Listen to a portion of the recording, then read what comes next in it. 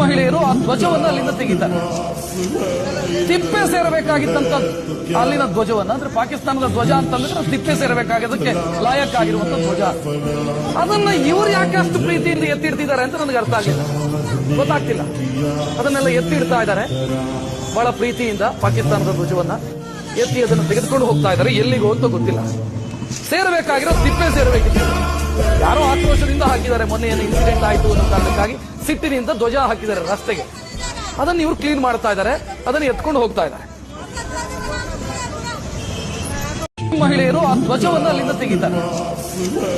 ತಿಪ್ಪೆ ಸೇರಬೇಕಾಗಿತ್ತಂತ ಅಲ್ಲಿನ ಧ್ವಜವನ್ನ, ಅಂದ್ರೆ ಪಾಕಿಸ್ತಾನದ ಧ್ವಜ ಅಂತಂದ್ರೆ ತಿಪ್ಪೆ ಸೇರಬೇಕಾಗೋದಕ್ಕೆ ಲಾಯಕ್ ಆಗಿರುವಂತ ಧ್ವಜ, ಅದನ್ನ ಇವ್ರು ಯಾಕೆ ಅಷ್ಟು ಪ್ರೀತಿಯಿಂದ ಎತ್ತಿಡ್ತಿದ್ದಾರೆ ಅಂತ ನನಗೆ ಅರ್ಥ ಆಗಿಲ್ಲ, ಗೊತ್ತಾಗ್ತಿಲ್ಲ.